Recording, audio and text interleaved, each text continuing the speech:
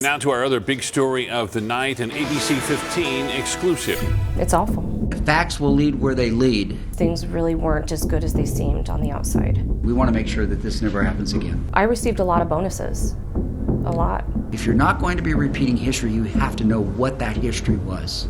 If you went so many days without an incident, then you would get a bonus. I think it is a new day.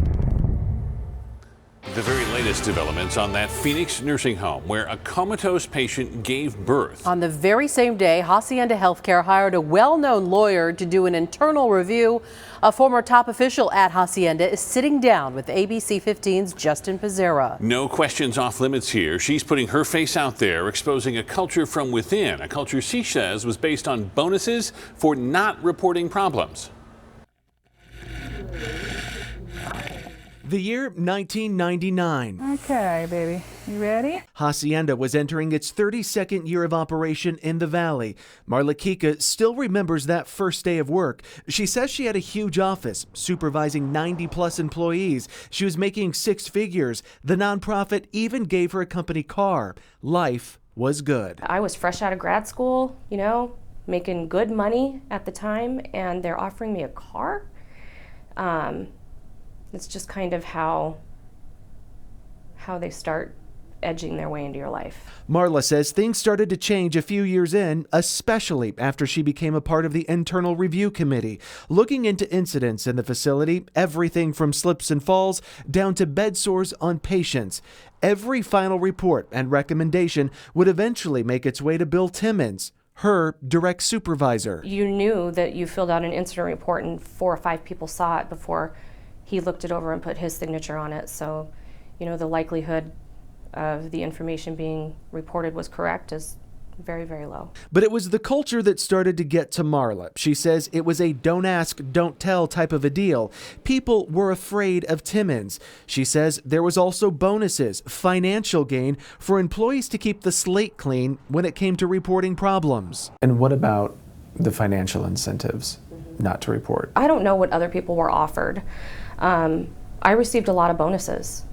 A lot. Marla says bonuses ranged from a couple $100 to a couple $1,000. If you went so many days without an incident, then you would get a bonus. Well, that quickly, I didn't get that. Illness is dynamic. People are dynamic. Things happen.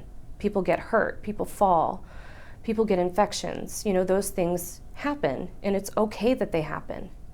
And, people who are providing care for another individual need to be able to trust their employer and say, hey, this is going on. 2 other employees also telling ABC 15 bonuses are routinely handed out. One former department lead who wanted to remain anonymous says there's a 3-strike rule, 3 reported incidents, and you don't get a bonus. So it is in a person's best interest to keep quiet. Tim Jeffries, the former head of the Arizona Department of Economic Security, says his office started investigating the company in 2016 after allegations Hacienda billed the state millions in fraudulent charges. He too has heard of incentives for not reporting. I'm not surprised that the tone at the top, the money-grubbing tone at the top, catalyzed a potential bonus program that motivated people financially not to report incidents. Marla believes the culture of non-reporting to keep a bonus could have played a role in the most recent case at Hacienda when a patient, unable to move or speak, delivered a baby. She believes staff could have been too afraid months ago to mention something was wrong. So do you think Mr. Timmons knew? I really want to say no. I really do. He's put so much distance between him and that client that people are so fearful of him that they wouldn't even tell him that this had happened. So do you think other people knew in the facility? They had to have. They had to. Do you think that they didn't say anything possibly to get financial gain or to not lose a job? I think they're one and the same. In Phoenix, Justin Pizzera, ABC 15, Arizona.